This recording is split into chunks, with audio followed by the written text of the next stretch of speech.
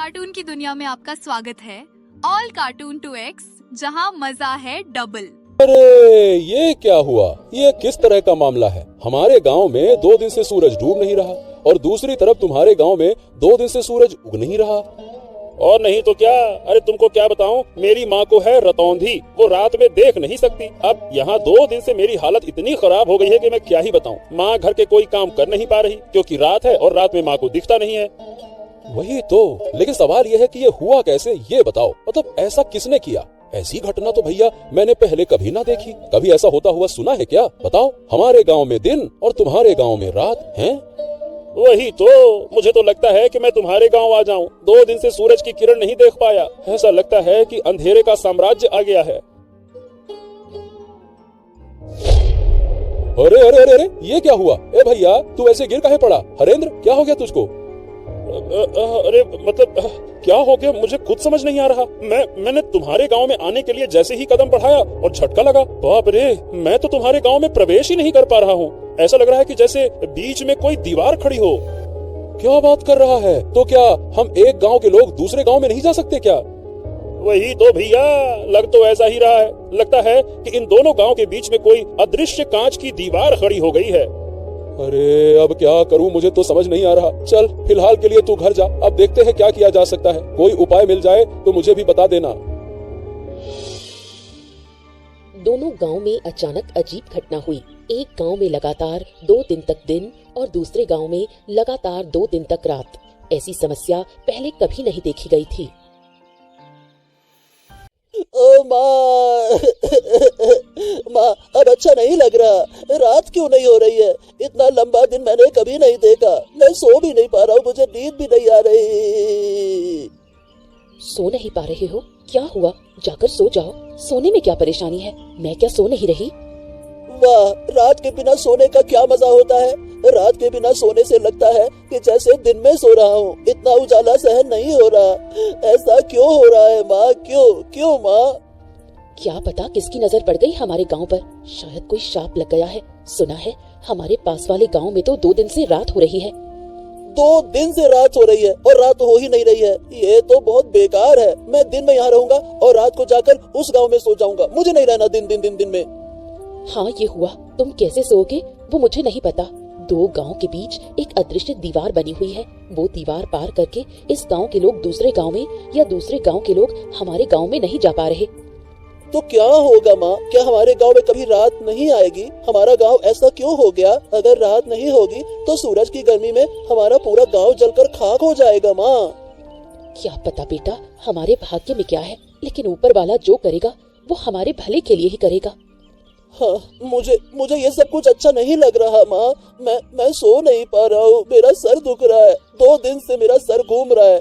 शरीर भी लगता है कि जैसे बीमार हो गया है। मैं क्या करूँ माँ? ओहो, तुम यहाँ से जाओ और अब परेशान मत करो। वैसे भी मैं खुद तकलीफ से जूझ रही हूँ। दूसरी तरफ तुम मुझे बार बार परेशान कर रहे हो।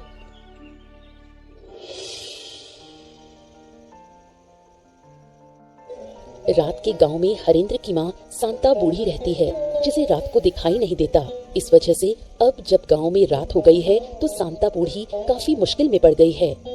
हरेंद्र, ओ हरेंद्र, कहाँ गए तुम? यहाँ आओ, मुझे बाहर ले जाओ। मुझे कुछ भी नजर नहीं आ रहा। अरे बस आ गया माँ, आ गया। और कितना पुकारोगी? अरे तुम्हारी तकलीफों ने मुझे बेहाल कर दिया है। 2 दिन से तुम मुझे एक पल भी शांति से बैठने नहीं दे रही हो। हरेंद्र, कहाँ है? जल्दी आ। अरे मुझे भी तो बैठने दो। क्या तुम मुझे बोझ समझने लगे हो क्योंकि मैं बूढ़ी हो गई हूँ? जब मैं स्वस्थ थी तब तुमने मुझे पाल पोस कर बड़ा किया। अब तुम मुझे बोझ समझने लगे। ओहो, यही तो तुम्हारा तरीका है। दिन रात बस एक ही बात बोलती रहती हो, बोझ हो गई हूँ। अरे तुम देख नहीं सकती हो तो चुपचाप बैठो तो सही। तुमको बैठना है नहीं, इधर उधर भटकना है। हाँ, अब ये बताओ, तुम्हें बाहर जाने की क्या जरूरत है? देखो तो सही, पूरा गांव किसी न किसी समस्या में घिरा हुआ है और तुमको बाहर जाना है। क्या तुम्हें अकेले को समस्या है? गाँव के और लोग नहीं? तुम्हें क्यों इतनी तकलीफ हो रही है?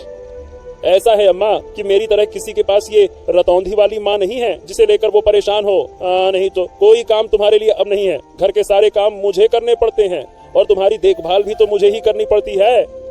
बस, मेरी और देखभाल करने की जरूरत नहीं। जिस दिन मर जाऊंगी उस दिन तुम समझ पाओगे। तुम लोग बड़े होकर शायद बूढ़ी माओ को ऐसी हालत में छोड़ देते हो। ओहो, बस बस बस बस बस, अब ऐसी बातें मत करो। चलो बताओ कहाँ जाना चाहती हो, मैं तुम्हें लेकर चलता हूँ। फिर खाना भी बनाना है, तुम्हें खाना देना होगा, फिर बर्तन साफ करने हैं, तुम्हारा बिस्तर लगाना है, बहुत सारा काम है। चलो जल्दी बताओ कहाँ जाना है। दूसरी ओर दिन और रात वाले दोनों गांव के बीच ही एक बुढ़िया का घर है। बुढ़िया और साधु के बीच काफी बातचीत है। क्या काम किया आपने? आपका तो जवाब ही नहीं। मुझे तो विश्वास ही नहीं था कि आप ऐसा बड़ा काम कर पाएंगे। मैंने पहले कहा था कि मेरी शक्ति पर संदेह मत करना। मेरी शक्ति के बारे में किसी को अंदाजा भी नहीं है। पहले जितना संदेह था अब वो भी खत्म। एक गांव में लगातार दिन और दूसरे गांव में लगातार रात कर देना बड़े बड़े साधु भी ऐसा नहीं कर पाते। तो बताइए, क्या आप खुश हैं? अगर खुश हैं, तो अब मेरी फीस मुझे दे दीजिए। मैंने यूं ही रिस्क लेकर ये बड़ा काम नहीं किया। अरे आपके पैसों को लेकर मैं भाग थोड़ी ना जाऊंगी। मुझे तो बहुत मजा आ रहा है। दोनों गांव के लोग कैसे बेहाल हो गए हैं। मैं आपको जरूर पैसे दूंगी, साथ में इनाम भी दूंगी। आपने मुझे खुश कर दिया। फिर और क्या कहना है? किस्मत अच्छी रही कि आप मिली, तभी तो मुझे ऐसा काम करने का अवसर मिला, वरना यूं ही किसी काम से लाभ नहीं होता। ये सब मैंने सोचा था। मैं चाहती थी इन दोनों गांव को सबक सिखाऊं। अब आपके जरिए मैंने अच्छे से सबक सिखा दिया। अब देखिए धीरे धीरे क्या होगा। दोनों गांव तबाह हो जाएंगे। दिन के बिना रात नहीं बन सकती। मैं भी यही चाहती थी। मैंने इस दिन का बहुत इंतजार किया है। अब मैं उन्हें हर तरह की तकलीफ दिखाकर सिखा दूंगी कि दुख और अपमान क्या होता है। अब वो मेरा कभी अपमान करने की हिम्मत नहीं करेंगे। मैं चाहती हूँ कि इन दोनों गांव के बीच सिर्फ मैं बची रहूं और कोई ना रहे। अरे अरे बेटा, अरे रुक जाओ बेटा, इस तरह से क्यों दौड़ते हो? क्या हो गया? अरे रुक जाओ, गिर जाओगे बेटा। रुको रुको। पिताजी पिताजी, हाँ, पिताजी पिताजी, मुझे एक बड़ी बात पता चल गई है। मैंने दिन और रात की असली वजह जान ली है। पिताजी पिताजी पिताजी, अब आप कुछ उपाय निकालो, वरना दोनों गांव वाले मर सकते हैं। अरे बेटा शांत हो जा। हाँ, अब ये बता क्या हुआ, कैसे जाना तुमने, बता मुझे। पिताजी, हमारे दोनों गांव के बीच में उस बुढ़िया का घर है ना, वही बुढ़िया जो गांव वालों से बात भी नहीं करती, ये सब कुछ वही करवा रही है। क्या? ये क्या कह रहे हो तुम? क्या सच में ऐसा है? पर ये बताओ, तुम्हें कैसे पता चला कि वो करवा रही है? मैं सच कह रहा हूँ पिताजी। मैं थोड़ा क्या है कि बाहर गया था, तो बुढ़िया के घर से ना हंसी ठहाके की आवाजें आ रही थी। मैं चुपके से गया, मैंने सब कुछ सुना और देखा कि बुढ़िया ना एक साधु के साथ में योजना बना रही थी। पिताजी, जो करना है अब जल्दी कीजिए। मुझे लगता है कि वो साधु ना बड़ा शक्तिशाली है। अब जब सब कुछ खुल ही गया है, तो उस बुढ़िया को छोड़ना नहीं चाहिए। वो जिद करके हमारे विनाश की कोशिश कर रही है ना। वही तो, पर ये समझ में नहीं आ रहा पिताजी कि वो ऐसा कर क्यों रही है। मतलब वो हमसे गुस्सा है क्या, और गांव वाले उससे बात क्यों नहीं करते? हाँ, ये सब बातें जानने के लिए अभी तुम बहुत छोटे हो बेटा। चलो मैं जाता हूँ, हरेंद्र से बात करूंगा, फिर हम दोनों मिलकर बुढ़िया के घर जाएंगे और समझाएंगे। नहीं तो इसके अलावा तो कोई और उपाय नहीं दिखता। वही तो पिताजी, जल्दी कीजिए। मुझे उस साधु पर भरोसा नहीं है। बहुत ही बेकार हंसी हंसता है वो पैसे लेकर चला गया और यकीन है कि वो वापस आएगा। कैलाश और हरेंद्र जब बुढ़िया से सच्चाई पूछते हैं तो बुढ़िया सीधे इनकार कर देती है। वो किसी भी तरह ये मानने को तैयार नहीं कि उसका इसमें किसी भी तरह का रोल है। ओ सुनो बुढ़िया, हमने तुम्हारे साथ कुछ नहीं किया, और जिन लोगों ने ये किया अब वो जिंदा नहीं है। फिर भी तुम हमसे क्यों नाराज हो, मुझे समझ में नहीं आता। नाराज ना रहूं तो क्या करूं? तुम लोग मेरे किसी काम के नहीं। मैं यहाँ अकेली हूँ, मुझे कितनी मदद चाहिए तुम्हें इस बात का अंदाजा भी है। मेरे साथ 2 शब्द बोलने वाला भी कोई नहीं। ऐसा है कि लोग तुमसे बात इसलिए नहीं करते क्योंकि तुम गुस्सैल हो, तुम्हें गुस्सा बहुत आता है। गांव वाले तुमसे डरते हैं, इसीलिए कोई तुम्हारे पास नहीं आता। और इसका मतलब ये नहीं है कि तुम हमारे गांव को नुकसान पहुंचाओ। तुमने किया या नहीं किया, इसका राज खुल चुका है, हम सब जान चुके हैं, इसीलिए इनकार मत करो। तुम लोग मेरा बार बार अपमान करते हो, मुझे बदनाम करते हो। इसका अंजाम अच्छा नहीं होगा। मैंने एक बार सब बर्दाश्त कर लिया। अगर ये सब मेरे साथ दोबारा हुआ तो ऐसा मत सोचना कि मैं तुम लोगों पर रहम कर लूंगी। अरे बुढ़िया, तुम बेकार में गुस्सा कर रही हो। हम तर्क करने नहीं आए हैं, हम शांति पूर्वक प्रेम पूर्वक बातें करने आए हैं। देखो एक बार गांव की हालत तो देखो। एक गांव में सूरज उग नहीं रहा और दूसरे गांव में सूरज डूब नहीं रहा। ऐसे हालात पहले कभी किसी ने देखे हैं क्या? बताओ। अचरज की बात क्या है, तुम बार बार वही बातें क्यों कर रहे हो? क्या हुआ नहीं हुआ मैं वो देख ही रही हूँ। मैं इससे जुड़ी हुई हूँ। तुम लोग यहाँ से चले जाओ, मुझे अकेला छोड़ दो। तुम अकेली क्यों रहोगी? अरे भाई, लोगों का डरना इसलिए है तुमसे क्योंकि वो तुम्हें जानते नहीं है, पर इसका मतलब ये तो नहीं ना कि हम तुम्हारे शत्रु हो गए, हम तुमसे अलग हो गए। मैं अब और कुछ नहीं सुनना चाहती। अगर तुम जाओगे नहीं तो ये डंडा देखा है, इसी से तुम्हें पीट पीट कर लाल कर दूंगी।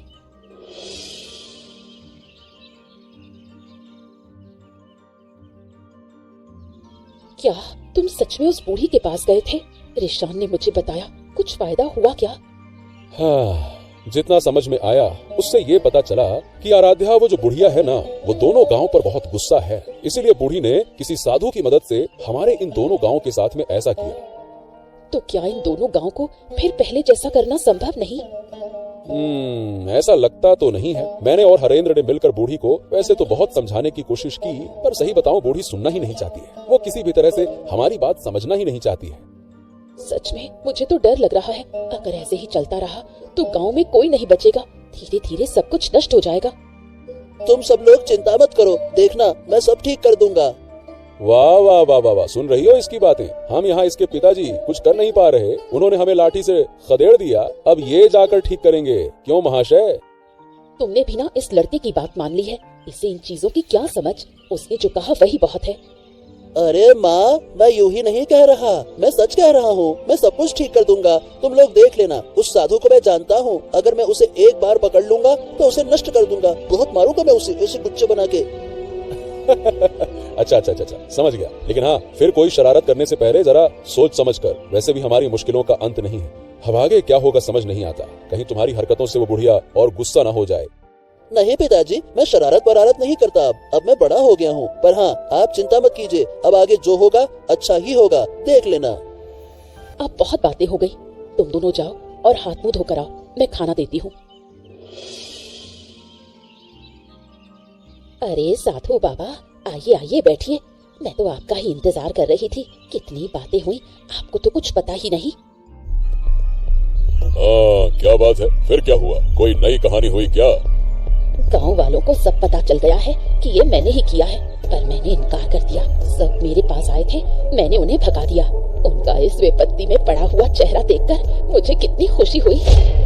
ठीक है, तुमने इनकार किया, ये अच्छी बात है। लेकिन पर जब लोग शक करते हैं तो बिना कुछ जाने, बिना किसी वजह के शक नहीं करते। कुल मिला के बात यह है कि किसी तरह से कोई हमारी बातें सुनकर गया है। कौन सुनेगा? मेरे घर के आसपास कोई नहीं आना चाहता। वो मुझे डायन कहते हैं, बोलते हैं मैं काला जादू करती हूँ।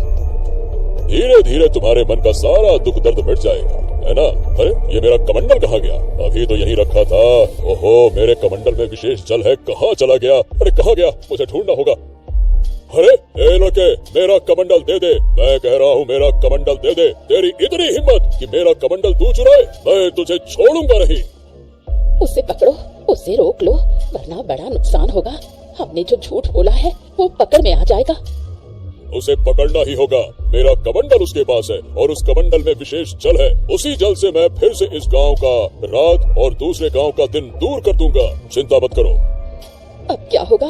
सब कुछ तो फिर से पहले जैसा हो गया। उस बच्चे से कमंडल ले आऊंगा और फिर इन गांवों का दिन रात बदल दूंगा। तुम चिंता मत करो। लड़के, तेरी इतनी हिम्मत कि तूने मेरा कमंडल छुआ, मैं तुझे श्राप दे सकता हूँ। क्या तू जानता है? मुझे किसी चीज का डर नहीं है। मैंने इन दोनों गांवों को फिर से पहले जैसा कर दिया है। इन दोनों गांवों की दुख चिंता दूर कर दी है मैंने।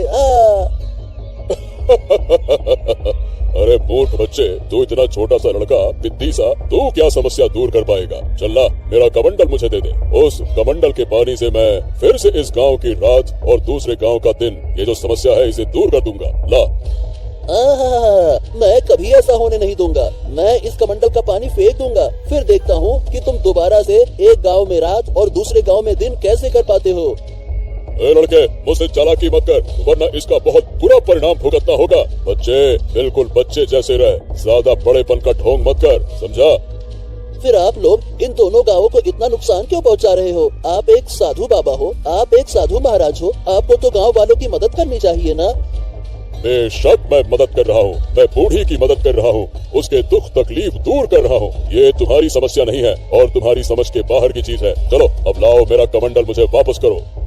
नहीं नहीं नहीं नहीं नहीं, मैं नहीं देने वाला। मैंने कह दिया ना, नहीं दूंगा, नहीं दूंगा तो नहीं दूंगा। किसी भी सूरत में तुम्हें ये कमंडल नहीं मिलेगा। ओह ठीक है, तो अब तू दंड भुगतने के लिए तैयार हो जा, शरारती बच्चे। अरे छोड़ दो मुझे, छोड़ दो, मैं कह रहा हूँ छोड़ दो। अगर मेरे पिता को पता चला तो वो आपको गांव से निकाल देंगे और आप फिर कभी इस गांव में नहीं आ पाएंगे। छोड़ दो मुझे, छोड़ दो। जब पहले मैं तुझे बोल रहा था तो तू तो नौटंकी कर रहा था, अब तू बच कर दिखा। जब अच्छे से बोला था तब तो माना नहीं, तुझे मैं जरूर खत्म कर दूंगा। मेरे साथ शरारत करने आया था ना तू। चल। रिशान को न पाकर कैलाश का परिवार पगला सा हो जाता है। लोग समझते हैं कि इस अनहोनी के पीछे जरूर बुढ़िया का ही हाथ है। बूढ़ी माँ, बूढ़ी माँ, बूढ़ी माँ हमें बचाओ, हमारी मदद करो बूढ़ी माँ, हम तुमसे हाथ जोड़कर विनती कर रहे हैं बूढ़ी माँ। क्या हुआ? फिर कोई अनहोनी हो गई? मैं किसी की मदद नहीं कर सकती, मैं मदद करने वाली नहीं हूँ। तुम लोग तो मुझे डायन कहते हो, बोलते हो मैं काला जादू करती हूँ, मैं काला जादू करती हूँ। मैं किसी की मदद क्यों करूँ? हमारी मदद करो, दया करो बूढ़ी माँ, दया करो।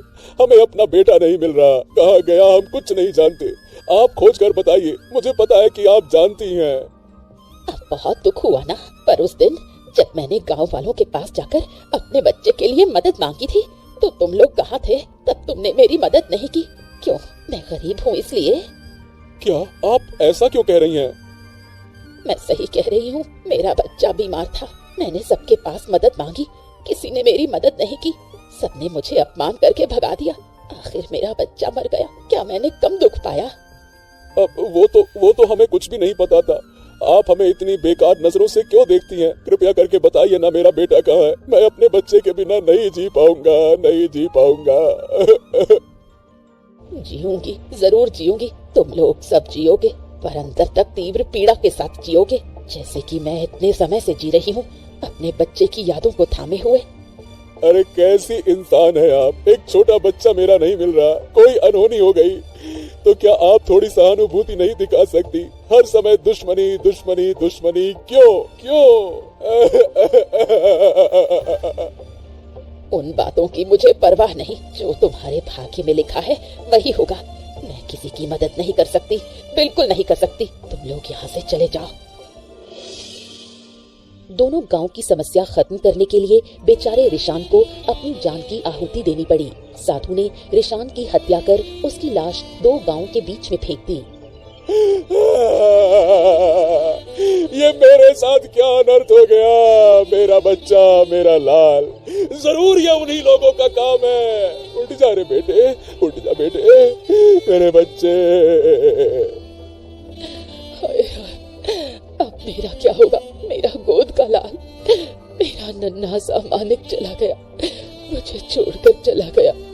रिशान, तू मुझे छोड़कर कैसे जा सकता है बेटा?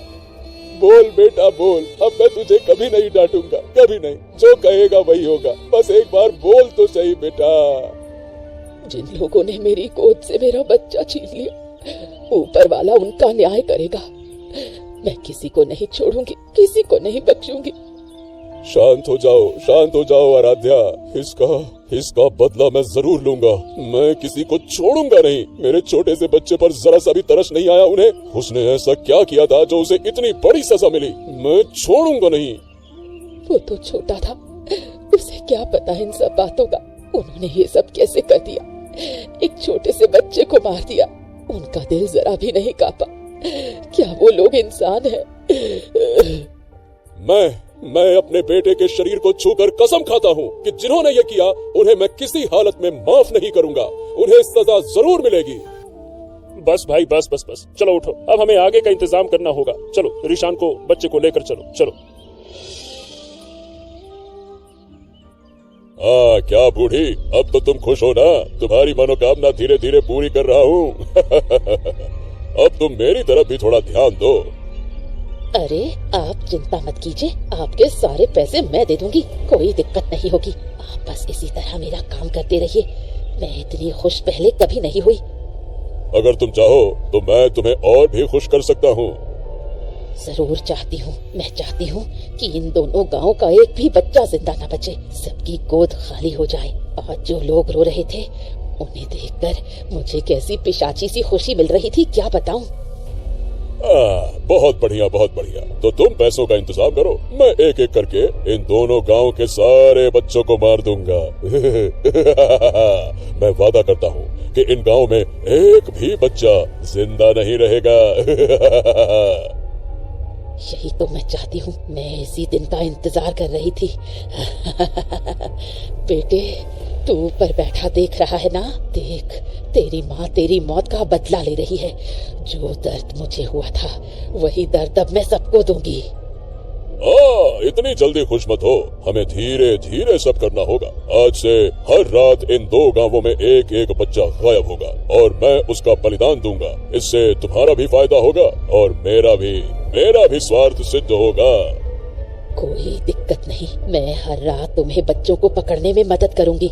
जरूरत पड़ी तो खुद पकड़ कर लाऊंगी। सब मुझे डायन कहते हैं, अब मैं उन्हें दिखाऊंगी असली डायन क्या होती है।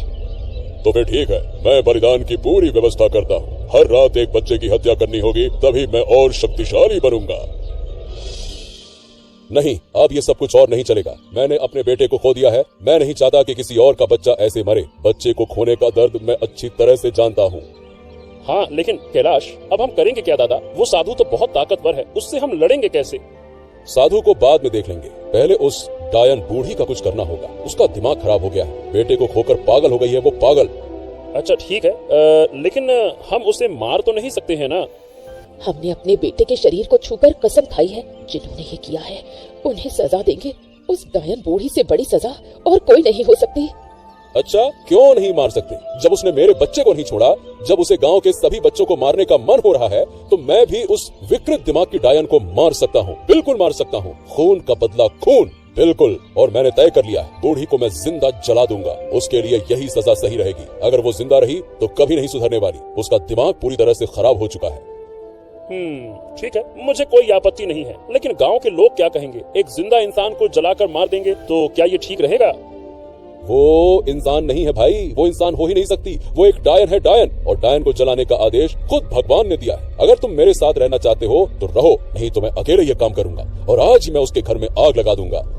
नहीं नहीं नहीं नहीं, ऐसी बातें क्यों कर रहे हो? मैं तुम्हारे साथ रहूंगा। ये बूढ़ी हमारे गांव के लिए भी बड़ी मुसीबत बन गई है। अब बस बहुत हो गया, चलो जो फैसला लिया है वही करेंगे, चलो।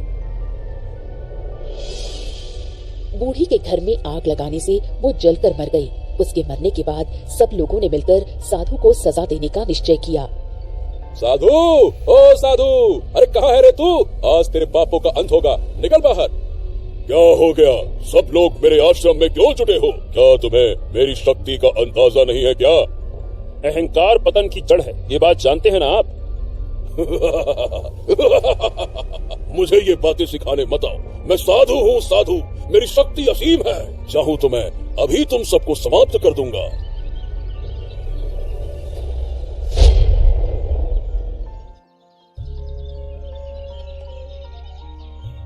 हाँ, आखिरकार हमारे गांव से बुरी नजर हट गई। अब हमारे गांव पर फिर कोई विपत्ति नहीं आएगी। अगर फिर कभी कुछ हुआ तो हम सब मिलकर उसका सामना करेंगे। हाँ, गांव तो आखिरकार ठीक हो गया, लेकिन मैंने अपना बेटा खो दिया। मेरा बेटा अपनी जान देकर इस गांव को मुक्ति दिलाकर चला गया। चिंता मत करो कैलाश, जब तक इस गांव के लोग जिएंगे तुम्हारे बेटे को सब याद रखेंगे। सब तुम्हारे बेटे का सम्मान करेंगे। पीढ़ी दर पीढ़ी तुम्हारा बेटा हमारे इन दोनों गांव के बीच जिंदा रहेगा। ऐसा ही हो बूढ़ी माँ, ऐसा ही हो। लेकिन अब से हमें ये भी ध्यान रखना होगा कि बूढ़ी के बेटे जैसा कोई और बच्चा किसी बीमारी में आकर मदद ना पाकर मर न जाए, वरना हर घर में ऐसी डायनें पैदा हो जाएंगी।